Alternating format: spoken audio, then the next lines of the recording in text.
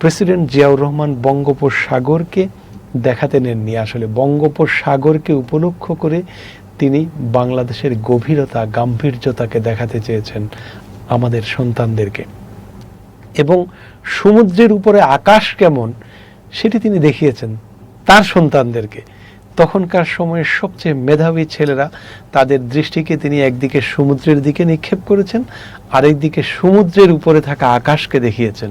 সমুদ্রের উপরে আকাশের বৈশিষ্ট্য হলো এটি অখণ্ড শূন্যতার মধ্যে থাকে, তার চতুর্দিকে মনে হয় পানি যেখানে শেষ সেখানে আকাশ গিয়ে মিশেছে। ঠিক এরকম একটি আকাশ, এবং যত দূর চোখ যায় আকাশ পর্যন্ত সমুদ্র।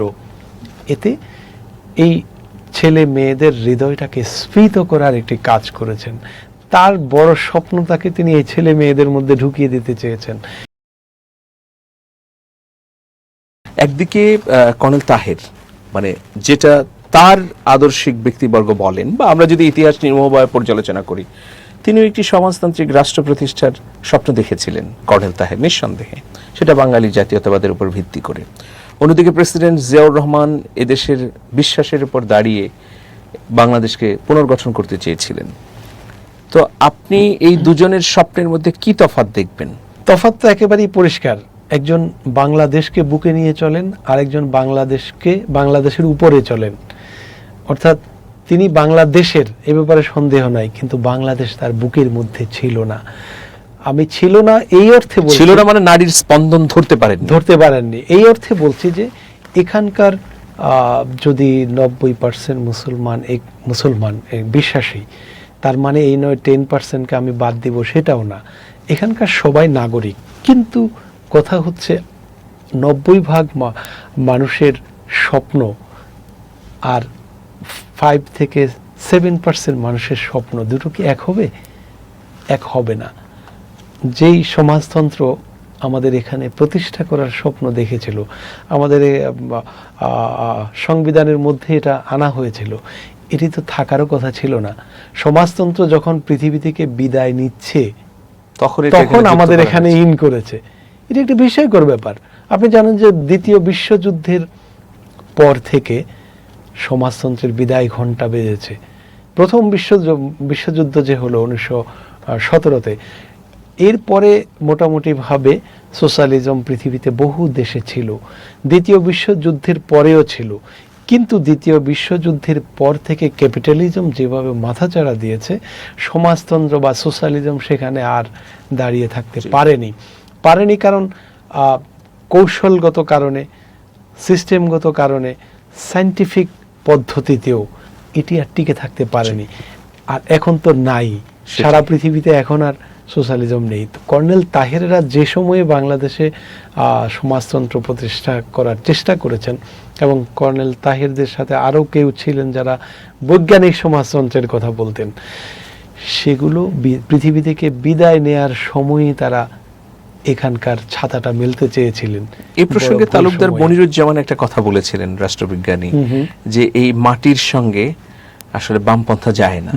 এক্স্যাক্টলি, আমি এই কথাটাই বোঝাতে চাই। আমরা একটু অন্য প্রসঙ্গে যাই, যে আপনি জানেন যে প্রেসিডেন্ট জিয়াউর রহমান হিজবুল বাহারে করে মেধাবী শিক্ষার্থীদের নিয়ে যেতেন। তো সেই হিজবুল বাহারের একটা ঘটনাকে কেন্দ্র করেই আমাদের কবি আল মাহমুদ গল্প লিখেছিলেন, তৃষিত জলধি। সেই গল্পের মধ্যে চমৎকারভাবে আবার রাজনীতি করার নামে কিছু কপট লোকের চরিত্রও তুলে ধরেছেন সেইখানে, এবং ব্লু ইকোনমির কথা যে ভাবতেন প্রেসিডেন্ট জিয়াউর রহমান, সেটার তিনি একটা আভাস দিয়েছিলেন। তো এই গল্পটাকে ঘিরে প্রেসিডেন্ট জিয়ার যে দূরদৃষ্টি এবং ভবিষ্যৎ চিন্তা, সেটা মানে চমৎকারভাবে উঠে এসেছে। আপনি কি মনে করেন একজন কবির সঙ্গে প্রেসিডেন্টের সম্পর্ক এবং এর মধ্য দিয়ে ইতিহাসটা উঠে আসা? সেটা অসাধারণ ঘটনা ছিল আসলে। হিজবুল বাহার মানে হলো সমুদ্র, আবার একটি বাহার আছে বসন্ত, ছোট হওয়া হা আর বড় হা, যেটা দুটো ডিফারেন্স হলে একটা বসন্ত হয় আর একটা সমুদ্র হয়। তো হিজব মানে হলো এটা দল, গোষ্ঠী। ওই গোষ্ঠীকে তিনি সমুদ্রে নিয়ে গেলেন। কাদেরকে? যারা তখনকার সময়ে ইন্টারমিডিয়েটের সবচেয়ে মেধাবী ছাত্রছাত্রী ছিল তাদেরকে। এবং সঙ্গে কবি, সাহিত্যিক, সাংবাদিক, বিভিন্ন পেশার মানুষের প্রতিনিধি ছিল। সেই প্রতিনিধিদের মধ্যে কবি আল মাহমুদও ছিলেন। আল মাহমুদ তখন জাসাসের সভাপতি। আল মাহমুদকে জিজ্ঞেস করা হয়েছিল যে মাহমুদ ভাই, আপনি জাসাসে কেন চলে গেলেন? তিনি বললেন, দেখো, দেশের প্রেসিডেন্ট, একজন প্রেসিডেন্ট যখন বলে কবি তোমাকে আমার দরকার, আমি কি করে না যাই? আমি গেছি। তাকে নিয়ে গেলেন। তিনি হিজবুল বাহারে ছিলেন। আপনি গল্পের কথা বললেন, তৃষিত জলধি। গল্পটা আমার কেন জানি নাম নিলেই বুকের ভিতরে কেমন জানি এটি করে ওঠে। তৃষিত জলধি। জলধি তো হলো বিশাল বিস্তীর্ণ জলাশয়, কিন্তু তৃষিত কেন? এখানেই হলো কাব্যিক, এখানে হলো তিনি যে কবি এটি বোঝা যায়। নজরুলের একটি কবিতা আছে, কবিতার লাইন এরকম যে জনম ভরিয়া ফল বহিয়াছ, হাই রে ফলের ঝুড়ি, লক্ষ বছর ঝর্ণায় ডুবে রস পায় না কনুরি। কিংবা তার যে আমায় নহে গো ভালোবাসো, শুধু ভালোবাসো মোর গান, এই গানের মধ্যেই কিন্তু আছে যে যেই নদীটার উপর দিয়ে পানি বয়ে যায়, সেই নদীর গভীর, তার আত্মাকে কি দেখেছো? সে কি বিশুষ্ক? ঠিক তৃষিত জলধি, এখানে তৃষ্ণা, জলধির কাছে তৃষ্ণা, জল আছে তবুও তৃষ্ণা, তবুও তৃষ্ণা। এর কারণ হলো যে বাংলাদেশের স্বপ্ন আল মাহমুদ দেখেছিলেন কিংবা জিয়াউর রহমান দেখেছিলেন, সেই স্বপ্ন বাস্তবায়িত তখনও হয়নি। এই বাংলাদেশ আছে, বাংলাদেশের সৌন্দর্য আছে, মাটি ও মানুষ আছে, কিন্তু সেই সৌন্দর্য হয়নি। সেই সৌন্দর্যের একটি টুকরা হিজবুল বাহারে দেখা গেছে। একটি কবিতাও তিনি লিখেছেন, কবিতার নাম হলো ডানাওয়ালা মানুষ। এটি বখতিয়ারের ঘোড়ার মধ্যে আছে আল মাহমুদের। এখানে ফ্যান্টাস্টিক একটি চিত্রকল্প আছে যে আল মাহমুদ বলছেন, মধ্যরাতে জাহাজের ডেকে দেখি প্রেসিডেন্ট ঘুরে বেড়াচ্ছে। আমি জিজ্ঞেস করলাম, প্রেসিডেন্ট আপনার কি ঘুম পায় না? তিনি বললেন, না, আমি ঘুমালে জাগবে কে? জিজ্ঞেস করলাম, আপনি কি খুঁজছেন এই সমুদ্রের মধ্যে? তিনি বললেন, আমি ঢেউর নিচে গ্যাসের খনি, স্বর্ণের খনি খুঁজছি। দেখো, যতদূর চোখ যায় ততদূর বাংলাদেশ। এই যে এক ধরনের সংলাপধর্মী কবিতা, কিছুটা কাল্পনিক আছে, এটি সত্য, কিন্তু বাস্তবতা হলো এই সংলাপ তার মধ্যে হয়েছে। এবং প্রেসিডেন্ট জিয়াউর রহমান বঙ্গোপসাগরকে দেখাতে নেননি, আসলে বঙ্গোপসাগরকে উপলক্ষ করে তিনি বাংলাদেশের গভীরতা, গাম্ভীর্যতাকে দেখাতে চেয়েছেন আমাদের সন্তানদেরকে। এবং সমুদ্রের উপরে আকাশ কেমন সেটি তিনি দেখিয়েছেন তার সন্তানদেরকে। তখনকার সময়ের সবচেয়ে মেধাবী ছেলেরা, তাদের দৃষ্টিকে তিনি একদিকে সমুদ্রের দিকে নিক্ষেপ করেছেন, আরেকদিকে সমুদ্রের উপরে থাকা আকাশকে দেখিয়েছেন। সমুদ্রের উপরে আকাশের বৈশিষ্ট্য হলো এটি অখণ্ড শূন্যতার মধ্যে থাকে, তার চতুর্দিকে মনে হয় পানি যেখানে শেষ সেখানে আকাশ গিয়ে মিশেছে। ঠিক এরকম একটি আকাশ, এবং যত দূর চোখ যায় আকাশ পর্যন্ত সমুদ্র। এতে এই ছেলে মেয়েদের হৃদয়টাকে স্ফীত করার একটি কাজ করেছেন। তার বড় স্বপ্নটাকে তিনি এই ছেলে মেয়েদের মধ্যে ঢুকিয়ে দিতে চেয়েছেন যে এটি বাংলাদেশ ছোট নয়, বিশাল একটি দেশ।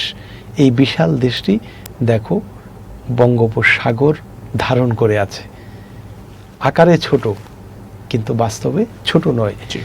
এবং বঙ্গোপসাগর যে সম্পদের উপর ভাসছে, খনিজ সম্পদের উপর ভাসছে, সেটাও তিনি সেখানে উল্লেখ করেছেন। 1 জানুয়ারি 2026 ইউটিউব জার্নালিজমের অগ্রদূত changeTV.press সংগ্রাম মুখর 7 বছর পেরিয়ে পা রাখলো গৌরবান্বিত 8 বছরে। এই আনন্দ প্রহরে সবাইকে নিরন্তর শুভেচ্ছা। আমি নিজেকে ধন্যবাদ মনে করি, আমি সৌভাগ্যবান। চেঞ্জ টিভির পক্ষ থেকে আমার সাক্ষাৎকার নেওয়ার জন্য তারা আসছেন, এবং চেঞ্জ টিভি দীর্ঘ 8 বছর ধরে এই কাজগুলি করছে। আমি তারা অনেক ভালো কাজ করেছেন, দেশের মানুষের সুখ দুঃখের কথা প্রত্যক্ষ তুলে ধরছেন। আমার আশা থাকবে চেঞ্জ টিভি সামনের দিকে উত্তরোত্তর আরো সমৃদ্ধ হবে। একটাই শুধু আমাদেরকে উপদেশ দিতে চায় তাদের কাছে, সেটা হচ্ছে সত্য কথাটা মানুষের সামনে তুলে ধরা, মানুষের ভিতরে কি চায় তাদেরটা তুলে ধরা, মানুষের প্রত্যাশা তুলে ধরা, এবং মানুষের মধ্যে এই যে দেশাত্মবোধটা এবং সত্যবাদীটা এটা জাগরণ করে চেঞ্জ টিভির সামনে থেকে এগিয়ে যাবে, এবং যারা দেশের কথা চিন্তা করে এবং দলমত নির্বিশেষে যে লোকগুলো আছে তারা দেশের কথা চিন্তা করে, দেশের উন্নয়নের কথা চিন্তা করে, কোনো পক্ষপাতিত্ব করে না, তাদের বক্তব্য দেশের মানুষের তুলে ধরা, এই কাজগুলি সামনে এগিয়ে নিয়ে যাবে, এটা আমাদের প্রত্যাশা। অনেক ধন্যবাদ আপনাদেরকে, দেশবাসীকে, দেশবাসী পক্ষে সবাইকে আমি ধন্যবাদ জানাচ্ছি। changetv.press, এক ফোঁটা হলুদও নেই। আমরা শুধু আপনাদের কাছে একটাই আবেদন করব, মিথ্যার পিছনে দৌড়বেন না, সত্যকে ধারণ করেন, সত্যকে জনগণের কাছে তুলে ধরেন। সেটা যতই কঠিন হোক না কেন পিছপা হবেন না, ভয়ের কোনো কারণ নেই। আল্লাহর সাথে থাকেন, আল্লাহ আপনাকে সাহায্য করবে। কোনো মানুষের কাছ থেকে কোনো সাহায্য কামনা করবেন না। ধন্যবাদ। changetv.press, এক ফোঁটা হলুদও নেই। হ্যাঁ, চেঞ্জ টিভি আমি বিশেষ কারণে দেখি সুযোগ পেলে, বিশেষ করে তোমার অনুষ্ঠানটা যখন হয় আগে পরে আমি দেখে থাকি, ভালো লাগে, উপস্থাপনা ভালো, মোটামুটি সব কিছু ভালো। আমি তাদের শুভকামনা করি, এবং চেঞ্জ টিভি আমি আশা করি সবসময় নিরপেক্ষ, যেহেতু এই চেঞ্জ টিভিটা সংবাদ প্রচারের একটা মাধ্যম, সুতরাং সঠিক সংবাদটাই চেঞ্জ টিভি প্রচার করবে, এটাই আমার কামনা থাকবে তাদের কাছে, সেই সঙ্গে আমার শুভেচ্ছা থাকবে। changetv.press, এক ফোঁটা হলুদও নেই।